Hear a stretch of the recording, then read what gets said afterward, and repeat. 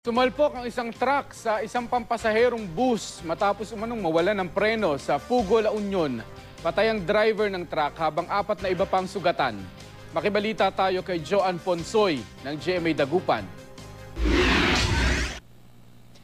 Bumalandra sa highway sa Barangay Palina, Pugo, La Union ang six-wheeler na ito matapos makabangga ng isang pampasaherong bus. Wasak ang harapang bahagi ng truck habang nagkabasag-basag naman ang mga salamin ng bus.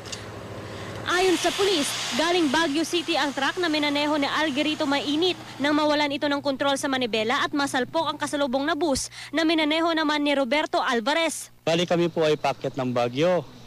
Ito naman po truck, pababa po siya. Na lost brake po siya.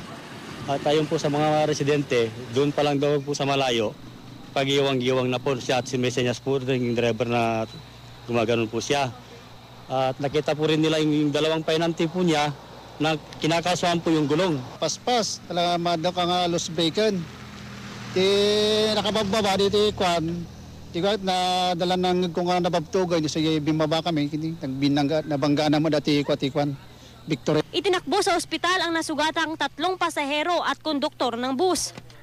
Naitakbo pa sa ospital ang driver ng truck pero binawian din ito ng buhay matapos ang isang araw na pananatili sa pagamutan. Marami siyang galos kanina at saka mayroon siyang tama sa ulo, bali ang kaliwa kanang paa. Joan Punsoy, Nagbabalita, Pilipinas.